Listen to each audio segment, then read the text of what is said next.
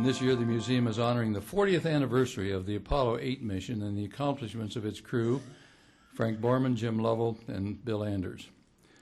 Not just because of the occasion tonight, but I've said this repeatedly, I think the Apollo 8 mission was one of the most important missions of the whole NASA experience.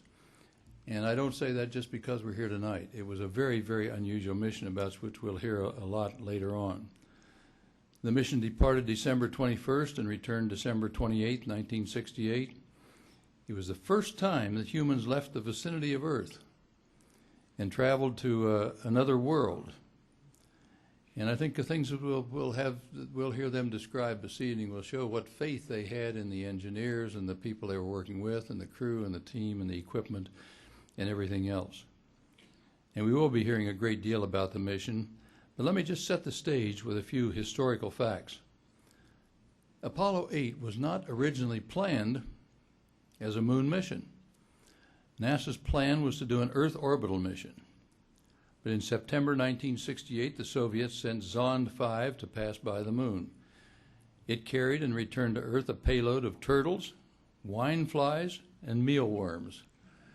Now that's quite a character. Now, I don't know if there's any similarity between those three types of cargoes and the ones that occurred later on when the U.S. sent them up or not, but Borman, Lovell, and Anders were a step up from turtles, wine flies, and mealworms. There's no doubt about that. And when it brought them back to Earth, of course, the USSR repeated the feat in November with Zond 6. The space race competition to land humans on the moon, the goal set by President Kennedy in '61, seemed to be heating up considerably. And after the successful Earth orbit mission of Apollo 7, the time seemed right for a bolder, a riskier mission, a voyage to the moon. Reportedly, even the Apollo 8 astronauts rated their chances of success at no better than 50-50, that they're willing to go. Before Apollo 8, the U.S. had flown only 17 missions in space. Only 17, and only 22 different astronauts before that had gained spaceflight experience. Of those, Apollo 8 Commander Frank Borman and Command Module Pilot Jim Lovell had flown more hours than any other astronauts. Indeed, together, they had more hours than all Soviet cosmonauts combined. They flew together on Gemini 7, a 2-week endurance test in which they lived together in a cabin the size of a Volkswagen Beetle. After recovery, Jim Lovell joked, "I want to announce our engagement." It's my understanding, too, from rumors going around that the sanitary conditions would not have passed OSHA minimums. They were ready for Apollo 8. So, too, was Bill Anders, William Anders, making his very first flight. He graduated with the Naval Academy, an experienced pilot, recipient of a master's degree in nuclear engineering. He served as lunar module pilot for the mission. Unfortunately for him, the mission did not carry a lunar module. Engineering problems had delayed its availability. But in this next statement, it may be a little bit controversial to some of the crew beside Bill Anders, but as Apollo 8 orbited the moon, Bill had to be content with making one of the most historic photographs of the 20th century, the incomparable image of the Earth rising over the lunar surface. There'll be a little contention on that, perhaps. The public build-up to Apollo 8 was tremendous. A worldwide audience anticipated the mission. Launched just before the Christmas holidays, the mission balanced the tension of the space race with a transcendent feeling that the accomplishment was truly for all humanity. Live television broadcast by the astronauts while orbiting the moon brought the adventure to almost a quarter of all people living on Earth by best estimates. And the very memorable Christmas Eve scripture reading is something that none of us that heard that at that time, including many of you here, will ever forget.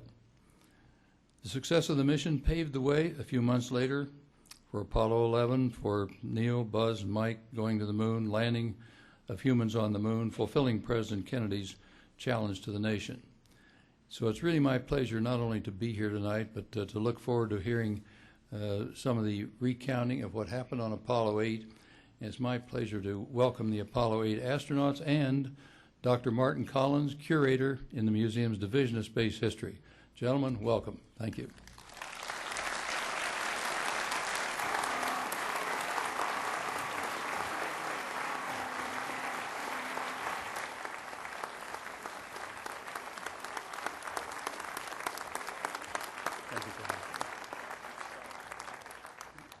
Maybe a place to begin here is to ask Frank to give us a little bit of a sense of how the idea for the Apollo 8 mission began and how it sort of took shape in the months of the summer months of 1968.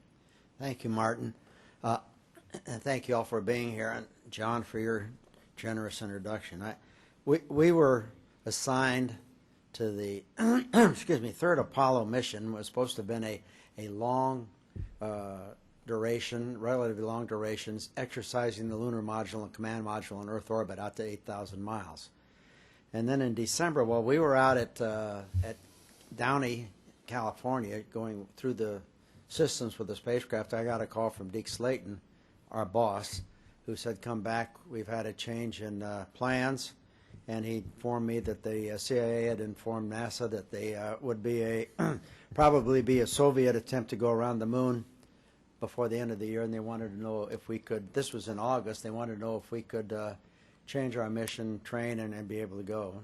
I immediately said yes, because I knew that Bill and Jim would have, were dying for the chance to do this, and then we came back, and you've had the outline of what happened after that. But interestingly enough, the saga of Apollo 8 really should begin, or the Apollo program should begin with a fire in January of 1967. It killed 3 astronauts, threw the whole program into disarray.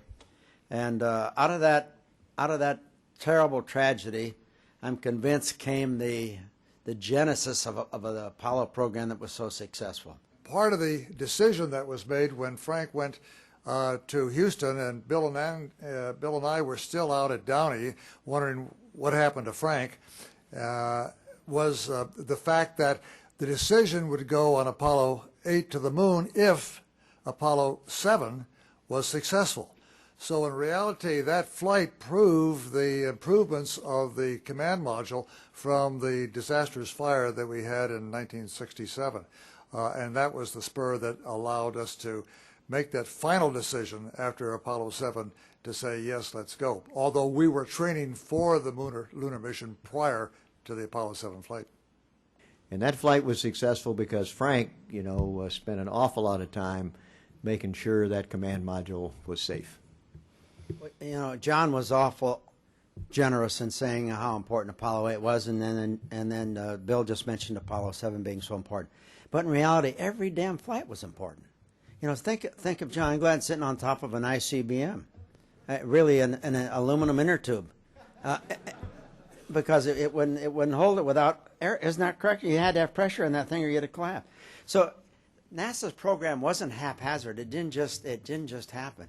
It was planned every step of the way, and it was remarkable that it worked. I honestly believe that God was shining on us from the very beginning. We had to start learning the lunar surface of the moon's topography to see the various craters, and this is sort of interesting because we brought in people who were familiar with that to teach us some of the initial points, because the mission of Apollo 8 was really to check the navigation and to check for suitable landing spots, the flat areas, the mare or the sea, that would give the people who would attempt the first landing the greatest chance of survival.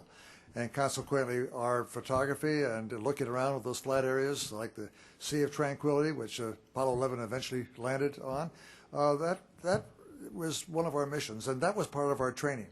And also, we had to do things that, in a three-dimensional effect, navigation was one of them, because we were not going around the Earth anymore. We were going to have to test out the navigation system on the way to the moon to see how accurate it was, and this, of course, was the test flight of that particular aspect.